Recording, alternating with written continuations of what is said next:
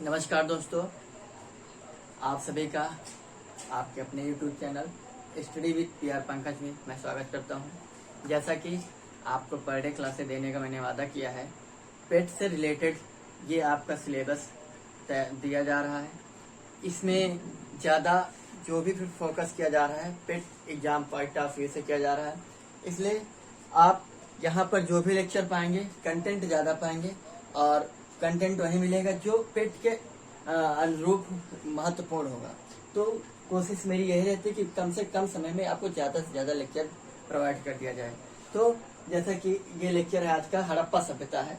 तो इस हड़प्पा सभ्यता में आज हम पढ़ेंगे हड़प्पा सभ्यता में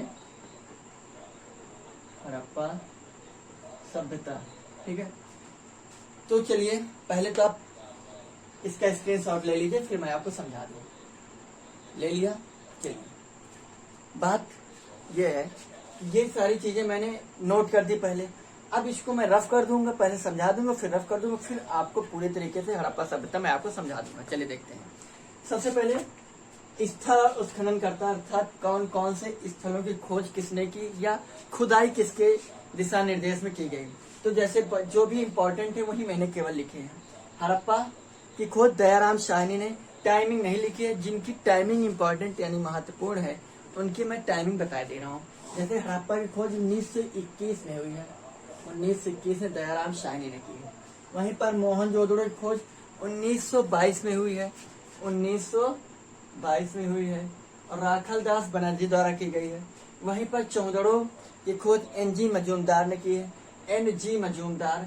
लोथल की SR राव, कालीबंगा की अमलानंद घोष प्लस बनावली की RS बिष्ट और धौलावीरा की JP जोशी, रोपर की बीबीलाल और सुक्का गेंडोर की RL स्टाइन के द्वारा खोज की गई। इतने ही महत्वपूर्ण वो स्थल हैं जो कि पेट के पॉइंट ऑफ व्यू से पूछे जा सकते हैं। तो पेट में जो भी प्रश्नों के जो भी पॉइंट से पूछने की बहुलता ज्यादा होगी, मैं उन्हीं को आपको कराऊंगा केवल बस। तो ये है स्थल, ये है स्थलों की जानकारियां। तो चलिए, स्थल हो गए, अब जानकारियों के बारे में जान लें। लेकिन उसके पहले मैं भी इसको रफ कर दूंगा, ठीक है।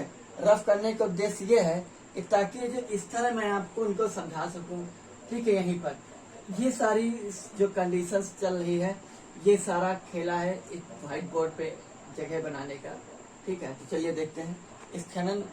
स्थलों के उत्खनन करता पता चल गए हैं। अब जैसे पहले हम पढ़ेंगे हड़प्पा।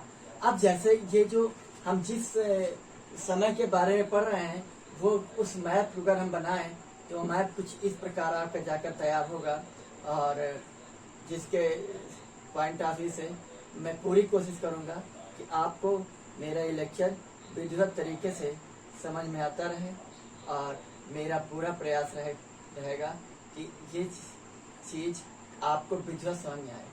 ये है उस समय का तत्कालीन। लेकिन यहाँ पर हड़प्पा स्थल है कहाँ कहाँ, कितना मुझे पढ़ना है, तो आपको इतना ये एरिया पढ़ना है, सिर्फ इतना एरिया।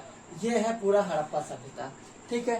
हड़प्पा सभ्यता की खोज के बारे में अगर बात करूं आपसे, किसकी खोज के बारे में, तो हड़प्पा सभ्यता यानी आद्य ऐतिहासिक काल मैंने आपको बताया था। प्राग ऐतिहासिक काल मैंने कल पढ़ लिया है। आज हम आद्य ऐतिहासिक काल पढ़ रहे हैं। उस आद्य ऐतिहासिक काल के अंतर्गत ही हम हड़प्पा सभ्यता या सिंधु घाटी सभ्यता या सैंधव सभ्यता पढ़ते हैं। अब इस सभ्यता के 3 नाम है। हड़प्पा सभ्यता के 3 नाम है। कौन कौन से 3 नाम है पहले आप जान लीजिए। हड़प्पा सभ्यता इसलिए इसका नाम है क्योंकि इस सभ्यता में खोजा गया पहला स्थल हड़प्पा था, इसलिए इसका नाम हड़प्पा सभ्यता भी रख दिया गया। क्लियर। दूसरी चीज, इस सभ्यता का नाम सिंधु सभ्यता है। सिंधु सभ्यता इसलिए है क्योंकि ये जो खोजा गया है सभ्यता, ये सिंधु नदी के तट पर बसी हुई है। इसको सिंधु घाटी सभ्यता बोलते हैं क्योंकि सिंधु नदी है तो घाटी भी होगी, इसलिए इसको सिंधु घाटी नदी बोलते हैं, सभ्यता बोल देते हैं। क्लियर।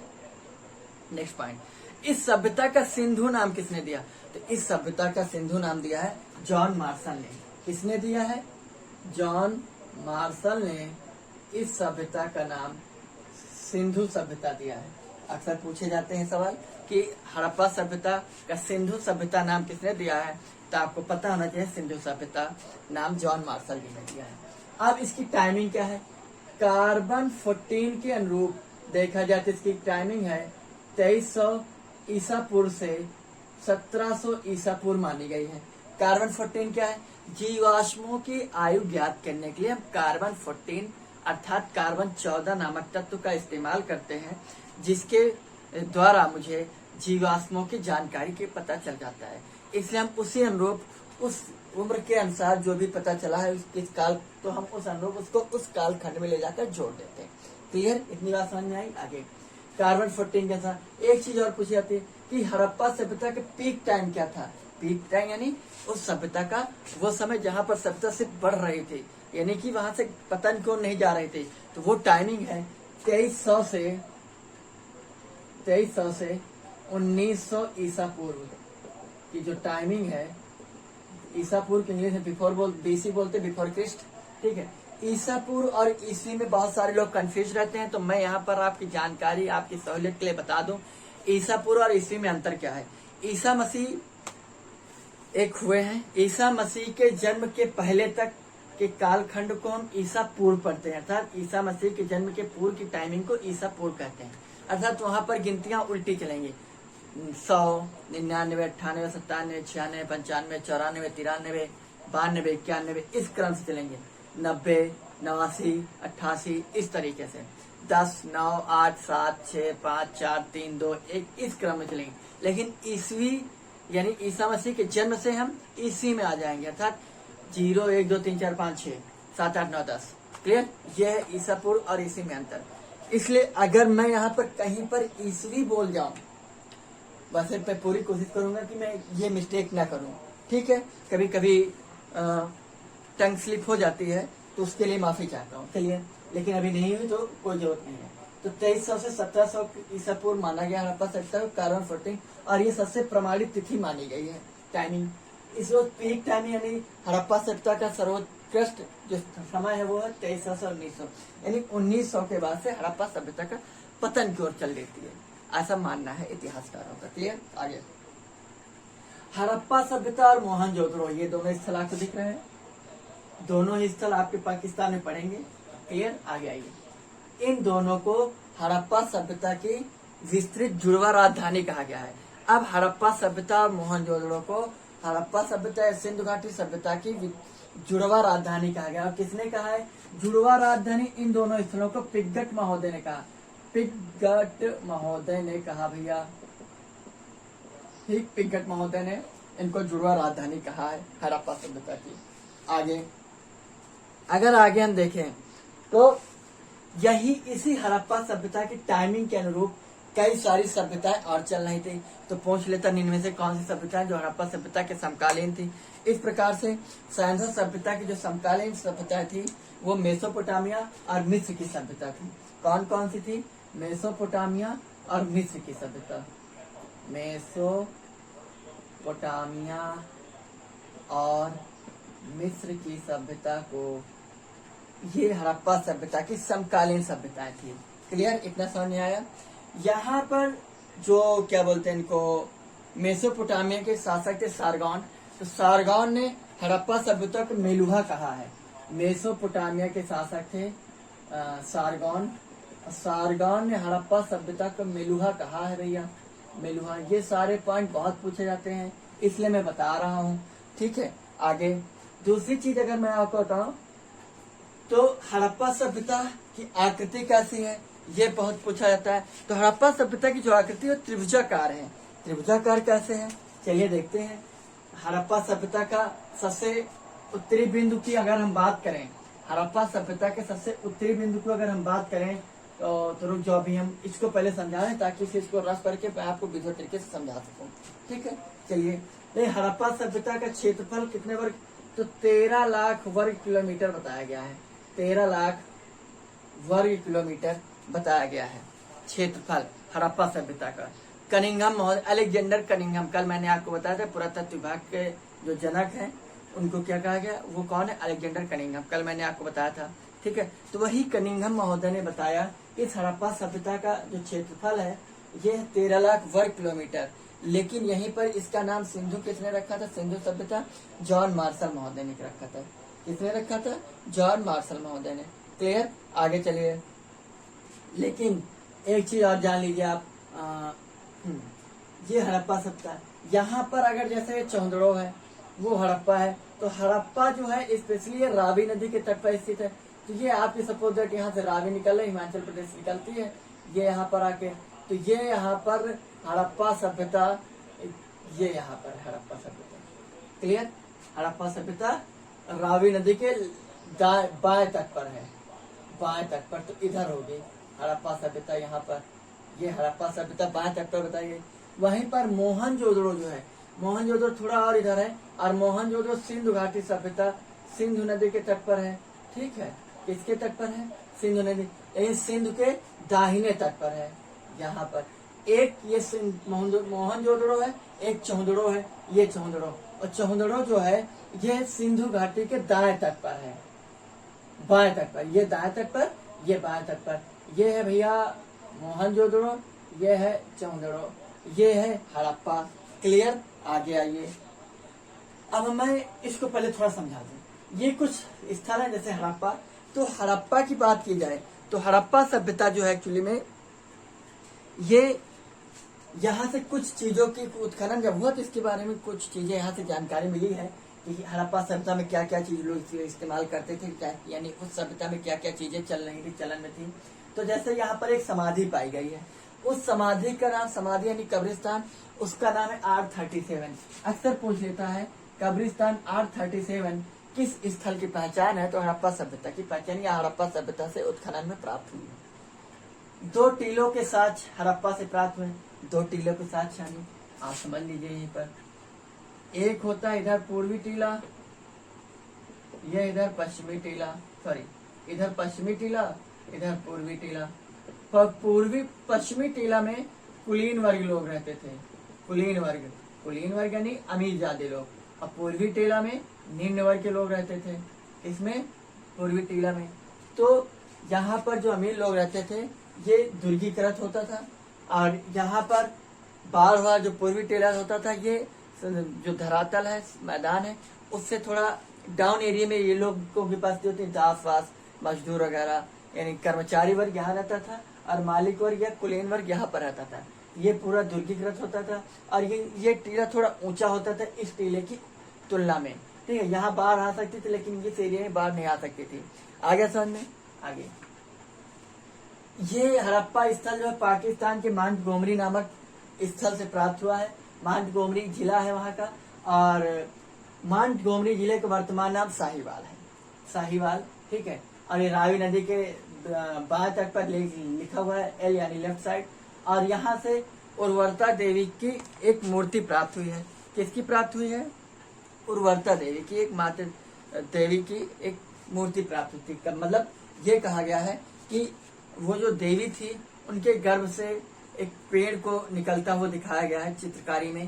तो ये मान लिया जाता है कि उस समय के लोग इनको उर्वरकता की देवी मानते रहे होंगे, इसलिए ऐसी चित्रकारी की गई है, क्लियर। यहाँ से कुम्हार का चार्ट मिला हुआ है, ठीक है, प्लस एक श्रृंगेरी जानवर की मोहर मिली हुई है। कैसी? एक श्रृंगेरी जानवर की मोहर मिली हुई है, प्लस यहाँ से एक विशाल अन्नागार प्राप्त हुए हैं, हड़प्पा से विशाल अन्नागार, ठीक है। इतनी ही चीजें पूछी जाती हैं। आगे मोहनजोदड़ो की हम बात करें तो मोहनजोदड़ो जो ये भी पाकिस्तान में स्थल है, और ये मोहनजोदड़ो का अर्थ होता है मृतकों का टीला। क्या अर्थ होता है? मृतकों का टीला, अक्सर एग्जाम में पूछ लेता है।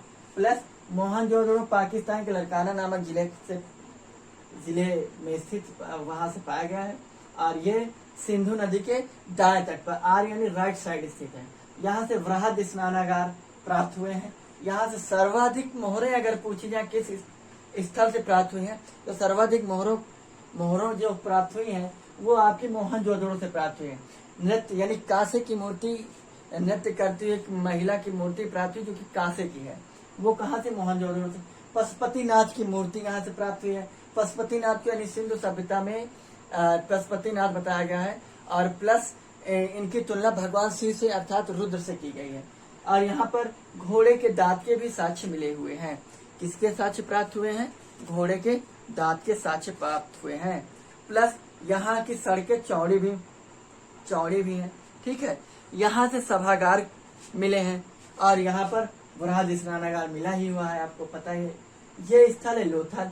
Lothal very very most important place in point of exam point of view, ठीक है। लोथल एक बंदरगाह है। डॉकयार्ड, डॉकयार्ड इंग्लिश वर्ड है, इसी को पोर्ट भी बोलते हैं, इसी को बंदरगाह भी बोलते हैं। तो चाहे डॉकयार्ड पूछे, चाहे पोर्ट पूछे, चाहे बंदरगाह करके पूछे आपसे, तो आपको ये चीज पता होनी चाहिए। दूसरी चीज, लोथल से ही, लोथल जो है गुजरात के अहमदाबाद में स्थल है। कहाँ पड़ेगा? गुजरात के अहमदाबाद में स्थल पड़ेगा। और प्लस भोगवा नदी के तट पर, इसकी नदी बहुत पूछी जाती है कि लोथल किस नदी के तट पर है, तो आपको पता होना चाहिए जो लोथल है, जो बंदरगाह है हड़प्पा सभ्यता का, ये भोगवा नदी के तट पर स्थित है। क्लियर? यहाँ से विदेशी व्यापार के साक्ष्य मिले, भैया बंदरगाह है तो विदेशी व्यापार के साक्ष्य मिलेंगे ही। यहाँ पर 3 युगल समाधियां मिली हुई हैं, यानी एक साथ 3 लोगों को दफनाए जाने के साक्ष्य यहाँ से मिले हैं। यहाँ से चक्की के साक्ष्य मिले हैं, आटा पीसने वाली चक्की के साक्ष्य मिले हैं। यहाँ पर आपको पश्चिम एशिया से व्यापार करने के साक्ष्य मिले। कैसे? क्योंकि यहाँ से फारस की मुद्रा प्राप्त हुई। फारस यानी वर्तमान में ईरान को, आज ईरान बोलते हैं, तत्कालीन समय में उसको फारस बोलते थे, ठीक है, ईरान। तो ईरान से फारस की मुद्रा मिले, इसलिए अनुमान लगाया जाता है कि वहां पर हड़प्पा सभ्यता में व्यापार जो है अंतरराष्ट्रीय व्यापार होता था, वो भी समुद्री मार्ग से, तभी लोथल होता बंदरगाह बने होंगे। क्लियर? आगे, लोथल एक ऐसा हड़प्पा सभ्यता के स्थल है जहां से यहाँ के मकानों के जो मेन गेट हैं वो सड़कों की तरफ खुलते थे। बाकी सभी मकानों के जो मेन गेट है वो सड़क के अपोजिट दूसरी साइड खुलते थे। और इतिहासकार ये मानते हैं इसलिए दूसरी साइड खुलते रहेंगे, धूल मिट्टी कंकड़ इस से बचने के लिए। लेकिन लोथल बंदरगाह था, लेकिन और लोथल बंदरगाह तो समुद्र के तट पर था, तो यहाँ पर बाढ़ आने की, सुनामी आने के चांस से ज्यादा रहेंगे। इसलिए ये माना जाता है कि लोथल में लोग मेन गेट जो है सड़क की तरफ खोलते थे, ताकि बाढ़ कितना भी आ जाए हम हमारा काम धाम जारी रहे। ठीक है, आगे लोथल से ही तराजू, लोथल है भैया तो यहाँ व्यापार हो रहा है तो नापताल हो गई, इसलिए यहाँ पे तराजू के भी साक्ष्य प्राप्त हुए हैं। प्लस लोथल से ही आपके क्या बोलते हैं इसको, याद नहीं आ रहा है, बहुत अच्छा स्थान है। नाव की आकृति के मोहरे मिली, नाव की आकृति एक, जैसे यहाँ पर ये नाव की आकृति है, लेकिन मोहनजोदड़ो से मुद्रा पर नाव की आकृति मिली है। यह मुद्रा है, यहाँ पर नाव की आकृति अंकित है, लेकिन यहाँ पर जो मुद्रा मिली है वो नाव के आकार की ही मुद्रा मिली हुई है। क्लियर? ये अंतर समझ में आया। दूसरी चीज, यहाँ पर चालाक लोमड़ी के साक्ष्य मिले हैं। सिंपल सी, व्यापार होगा तो लोग चालाक होंगे, लेकिन चालाक यहाँ पर कौन? चालाक लोमड़ी के साक्ष्य यहाँ से मिले हुए हैं। अगला कालीबंगा। कालीबंगा भी बहुत ही इंपॉर्टेंट है। कालीबंगा से बेलनाकार मोहरे प्राप्त हुई हैं। कैसी मोहरे? बेलनाकार। प्लस यहाँ से जुते हुए खेत के साथ, वेरी मोस्ट इंपॉर्टेंट पॉइंट, जुते हुए खेत के साक्ष्य यहाँ से प्राप्त हुए। यहाँ से काली चूड़िया, कालीबंगा से काली चूड़ियों के साक्ष्य प्राप्त हुए। काली चूड़ियों के साक्ष्य कालीबंगा से प्राप्त हुए हैं। क्लियर? कर्मकांड के साक्ष्य भी यहाँ से मिले हैं। किस चीज के साक्ष्य मिले हैं? कर्मकांड के साक्ष्य मिले हैं। प्लस यहाँ पर भूकंप के साक्ष्य मिले हैं। किस चीज के? भूकंप के साक्ष्य मिले हैं। यहाँ पर लकड़ी की नालियों के साक्ष्य मिले हैं। यहाँ पर जो ईंटें हैं, ईंटें कच्ची और पक्के दोनों प्रकार का इस्तेमाल इस स्थल में किया है, कालीबंगा स्थल में। एक्चुअली में कालीबंगा हमारे राजस्थान के हनुमानगढ़ी में पाया जाता है, हनुमानगढ़ी जिले में। ठीक है, और कच्ची ईंटों का इस्तेमाल घर बनाने में और पक्की ईंटों का इस्तेमाल कुएं बनाने में और नालियों को बनाने में किया जाता था। क्लियर?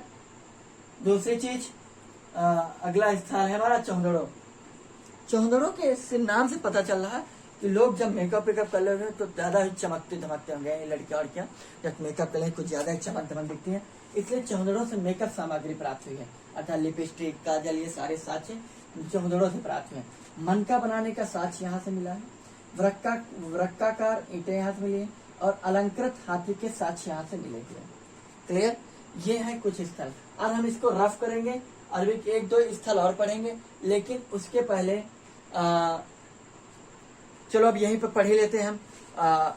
जैसे रोपर है, रोपर एक स्थल है अपने यहाँ, पंजाब में पड़ेगा और सतलज नदी के तट पर पड़ेगा।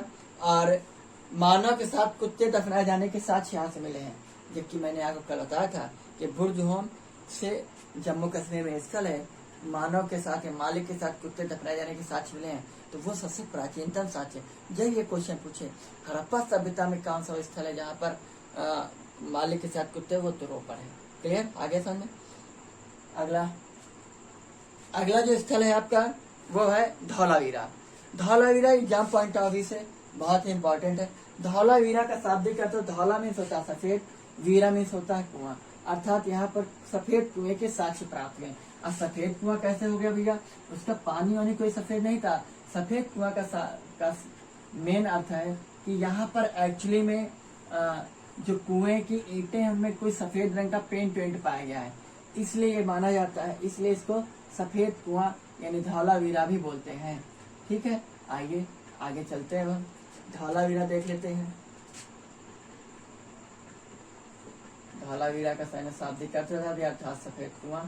ठीक है, धौलावीरा एक ऐसा स्थल है जहाँ से तीन वर्गों में समाज बटा हुआ था। 3 वर्ग कौन कौन से हैं, आइए समझते हैं। ये है आपका पश्चिमी टीला, ये है आपका मध्य टीला, और ये है आपका पूर्वी टीला। क्लियर, इतनी बात समझ में। पश्चिमी टीला में वही कुलीन वर्ग, मध्य टीला में मतलब व्यापारी वर्ग, और पूर्वी टीला में निम्न या गरीब वर्ग यहाँ पर रहता था। कहाँ पर, निम्न वर्ग में, कहाँ पर, पूर्वी टीला में। क्लियर। धौलावीरा से सर्वोत्कृष्ट जल प्रबंधन प्रणाली के साक्ष्य मिले हैं। ठीक है, सर्वोत्कृष्ट जल प्रबंधन प्रणाली के साक्ष्य मिले हैं धौलावीरा से, ये चीज आपको पता होनी चाहिए। क्लियर, प्लस कुछ चीजें और जान लें आप धौलावीरा से। धौलावीरा जो है हड़प्पा सभ्यता का दूसरा सबसे बड़ा स्थल है। कौन सा है, दूसरा सबसे बड़ा स्थल है, second largest place of Indus valley. Clear, वहीं पर अगर आपसे पूछ ले हड़प्पा सभ्यता का सबसे बड़ा स्थल कौन है, तो आपको पता होना चाहिए राखीगढ़ी एक स्थल है, और राखीगढ़ी हड़प्पा सभ्यता का Rakhigarhi is the largest place of Indus valley. Clear, Rakhigarhi ये पहला है, ये दूसरा है। दूसरी चीजें और जैसे कि यहाँ पर विशाल जलाशय, यहाँ पर धौलावीरा में विशाल जलाशय पाए गए हैं, और यहाँ पर ये एक्चुअली में कच्छ के रण में स्थित है। कच्छ कहाँ पर है, गुजरात में, कच्छ यानी गुजरात में। अब खुद ही सोचे, जल प्रबंधन प्रणाली जबरदस्त नहीं होगी तो यहाँ के जल खारा होगा यार, सिंपल सी चीज। तो जल प्रबंधन व्यवस्था करनी ही पड़ेगी, नहीं तो घूमो खारा वारा पानी, लवड़ी पानी पियो, मौज करो, काटो मस्ती। ठीक है, दूसरी चीज क्या बोलते हैं इसको, कालीबंगा हो गया, और चौंदड़ो हो गया। चौंदड़ो मैंने बता दिया आपको, मेकअप की सामग्री चौंदड़ो से प्राप्त हुई, काजल, लिपस्टिक। चौंदड़ो का याद कैसे करेंगे, मेकअप करने के बाद लड़कियां कुछ ज्यादा ही चमक धमक रखती है, इसलिए उसको चौंदड़ो से याद करेंगे। ठीक है, और दूसरी चीज आपका क्या बोलते हैं, सुत्का गेंडोर जान लीजिए, ये सबसे पश्चिमी छोर है। अब चलिए अब हम जान लेते हैं कुछ और चीजें। हो गए इतने से आपको क्वेश्चन यहाँ से बन जाएगा और आपके नंबर मिल जाएंगे। चलिए अब हड़प्पा सभ्यता का सबसे उत्तरी स्थल, सबसे पश्चिमी स्थल और सबसे पूर्वी स्थल के बारे में हम जानकारी लेते हैं। चलिए भैया देख लेते हैं। सबसे पहले ये सबसे उत्तरी स्थल है इनका मांडा आपका पड़ेगा जम्मू एंड कश्मीर में, जो कि चिनाब नदी के तट पर है भैया, चिनाब नदी। सबसे पूर्वी स्थल जो है हड़प्पा सभ्यता का वो है आपका आलमगीरपुर। ये हमारे उत्तर प्रदेश में पड़ेगा। कहाँ पड़ेगा, उत्तर प्रदेश में, आलमगीरपुर। और आलमगीरपुर जो है इंडस नदी के तट पर है, इंडस नदी के तट पर है। क्लियर, आगे उसके बाद आपका सबसे दक्षिणी स्थल है दैमाबाद जो प्रवरा नदी के तट पर है। प्रवरा नदी, या जब प्रवरा न मिले तो आप गोदावरी भी टिक कर दीजिएगा, लेकिन कब, जब प्रवरा न मिले, ताकि प्रवरा गोदावरी की सहायक नदी है। तो सबसे पश्चिमी स्थल है सुत्ता गेंडोर। सुत्ता गेंडोर ये बलूचिस्तान पाकिस्तान में पाया जाएगा। बलूचिस्तान पाकिस्तान के बलूचिस्तान नामक स्थान में, जिसके समय एक अलग देश बनने की मांग काफी तेजी से चल रही है। ठीक है, ये है सुत्ता गेंडोर। ये है मांडा, चिनाब नदी तट, आलमगीरपुर, हिंडस नदी तट पर दैमा, प्रवरा नदी या गोदावरी। और जो आपका सुत्ता गेंडोर है, सुत्ता गेंडोर एक्चुअली में दास्क नदी के तट पर है। कौन सी नदी है? दास्क नदी। दास्क नदी के तट पर सुत्ता गेंडोर स्थित है। क्लियर? आगे आइए। बहुत क्वेश्चन पूछता है कि हड़प्पा सभ्यता की आकृति कैसे। तो हड़प्पा सभ्यता की आकृति त्रिभुजाकार, आप देखिए है ना त्रिभुजाकार। ये तो हड़प्पा सभ्यता की आकृति कैसी है? त्रिभुजाकार है भैया, त्रिभुजाकार है। क्लियर? आइए अब यहाँ हम समझाते हैं आपको। यहाँ पर आपका पड़ेगा लोथल, यहाँ पर आपका पड़ेगा, इधर आपका पड़ेगा सुत्ता गेंडोर, यहाँ पर आलमगीरपुर और यहाँ पर आपका पड़ेगा दैमाबाद। ये देख लीजिए आप, त्रिभुजाकार आकृति बन रही है कि नहीं बन रही है। ना बन रही हो तो मुझसे बात करिएगा। ठीक है, आगे समझ में आपके बात ये देख लीजिए खुद ही। ठीक है, ये है। तो ये मेन पॉइंट थे हड़प्पा सभ्यता के। और हड़प्पा सभ्यता के बाद आप पढ़ेंगे वैदिक काल सभ्यता, वैदिक सभ्यता। ठीक है, तो अब हम कुछ पॉइंट छूट रहे हैं, जैसे दैमाबाद से बात जान लीजिए। दैमाबाद में रथ चलाते हुए मनुष्य के साक्ष्य दैमाबाद से प्राप्त हुए हैं। रथ चलाते हुए मनुष्य के साक्ष्य कहाँ से प्राप्त हुए? दैमाबाद से। और प्लस सारनाथ सभ्यता की लिपि कैसी थी? भाव चित्रात्मक लिपि थी। कैसी लिपि थी? भाव चित्रात्मक। भाव चित्रात्मक का अर्थ ये होता है कि सिंबल बने, आम बना है तो आप सोचो कि ये आम का क्या है, फल होगा, कुछ दूसरा होगा, इस तरीके से। अब मनुष्य बना है, अब आपको बताना है। पत्ती बनी है, वो पत्ती किस तरीके से, किस चीज के। इसीलिए आद्य ऐतिहासिक काल को मैंने आपको बताया था कि लिखित साक्ष्य तो है लेकिन अपठित है, हम पढ़ नहीं पाए हैं। तो वही हड़प्पा सभ्यता है। हड़प्पा सभ्यता के भी साक्ष्य लिखित हैं लेकिन पढ़े नहीं जा सके अभी तक। इसलिए कहा जाता है हड़प्पा सभ्यता की जो लिपि है वो भाव चित्रात्मक है। ठीक है, कुछ दूसरा लिखा, कुछ तीसरा लिखा, कहीं कुछ लिखा। ठीक है, तो ऐसे अनुमान लगाया कर सोचा। अब जैसे मैंने आपको बता दिया कि क्या बोलते हैं उसको, R37 कब्र जो है आपके हड़प्पा से प्राप्त हुए है, RH37। तो इसमें ये जो सिंबल है ऐसे ही दिखाई दिए हैं, तो इनका अर्थ R है, ये फिक्स नहीं है। इसका अर्थ H है, ये जरूरी नहीं। ये 3 हो, ये 7 हो, ये जरूरी नहीं है। ये तो हमने अपने सहूलियत के लिए मान लिया है कि इस कब्र में ये सिंबल मुझे मिला है RH37 हड़प्पा सभ्यता से, समझ गए। लेकिन अगर इस भाषा को पढ़ा जाएगा जब, तो जरूरी नहीं कि इनका R ही मिले, इसका अर्थ H ही मिले। लेकिन अभी तक ये संभव नहीं हो पाया है। क्लियर? जैसे हमारे यहाँ वेद है, वेद लिखित नहीं है। जैसे आप पढ़ते हैं वेदों के रचयिता, वेदों के रचयिता नहीं, वेदों के संकलन करता। जब वैदिक काल पढ़ा जाएगा आपको समझ में आएगा कि वैदिक काल, हाँ वैदिक काल आपके यहाँ पेट में पढ़ना है आपको।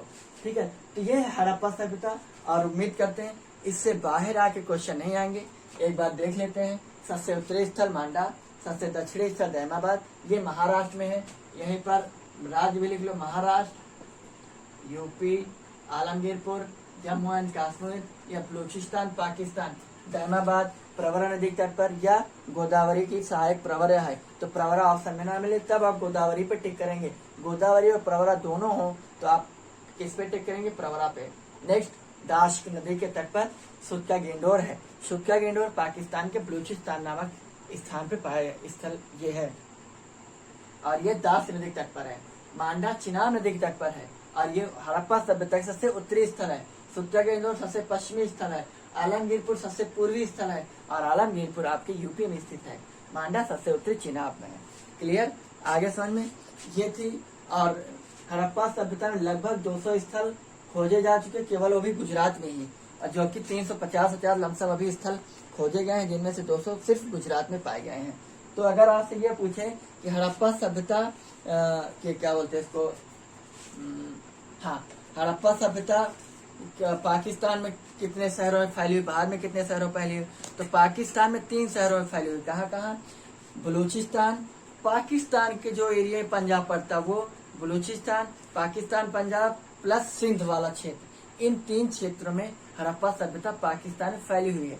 लेकिन वहीं पर उत्तर प्रदेश में कहा, सॉरी भारत में कहा, जम्मू एंड कश्मीर, ठीक, प्लस पंजाब, पंजाब वही है, वो डिवाइडेशन हुआ तो आधा पंजाब पाकिस्तान, आधा पंजाब भारत, तो वही स्थान, ठीक है। तो पंजाब पाकिस्तान में, पंजाब भारत में, पंजाब और जम्मू एंड कश्मीर, राजस्थान, गुजरात, हरियाणा, पश्चिमी उत्तर प्रदेश, ठीक है, plus Jammu and Kashmir plus पश्चिमी महाराष्ट्र।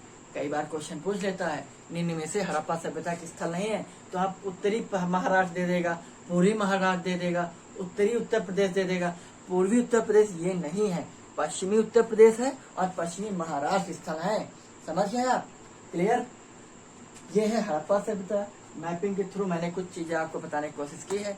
तो आज के लिए इतना ही। आप सभी का बहुत बहुत धन्यवाद। प्लीज लाइक करें, सब्सक्राइब करें और कमेंट करें, और ज्यादा से ज्यादा लोगों से इस चैनल को सब्सक्राइब करवाइए। आप लोग इसको थोड़ा बढ़वाइए फटाफट, और मैं चाहता हूँ आप लोग इसको फटाफट बढ़वाते रहें ताकि हजार कम से कम सब्सक्राइबर हो जाए। आप कहते हैं कमाई वमाई तो शुरू हो जाए आप लोगों के सहारे, ठीक है। और लाइक और कमेंट जरूर किया करें, ताकि आपके कमेंट से मुझे ऊर्जा मिलती है, अप्रिसिएट होता हूँ मैं बहुत ज्यादा आपके कमेंट से, ठीक है। आपके सलाह से अगर कोई एडवाइस हो, क्या समस्या है, कोई क्वेश्चन है, तो आप कमेंट के माध्यम से पूछिए। तो कमेंट जरूर करिए, लाइक करिए, कमेंट करिए, और अपने सभी मित्रों में इसको फटाफट फैलाइए। पेट के लिए बहुत ही अच्छा कंटेंट मटेरियल दूंगा मैं, बिल्कुल फिक्स, और गारंटी है क्वेश्चन यहीं से फंसेंगे। जीएस में कोई गारंटी नहीं लेता, मैं गारंटी लेता हूँ कि जीएस में जहाँ से पढ़ाऊंगा क्वेश्चन वहीं से आएंगे। आप नहीं कर पाएंगे, ये आपकी जिम्मेदारी है, लेकिन मैं पढ़ाऊंगा क्वेश्चन वहीं से आएंगे, ठीक है। तो जितना पढ़ा रहा हूँ उतना पढ़ते रहिए, लेक्चर को ज्यादा बड़ा नहीं करना, ये मेरी फर्स्ट प्रायोरिटी रहती है लेक्चर शूट करने से पहले ही। तो आप सभी का बहुत बहुत धन्यवाद। Thank you. जय हिंद, जय भारत।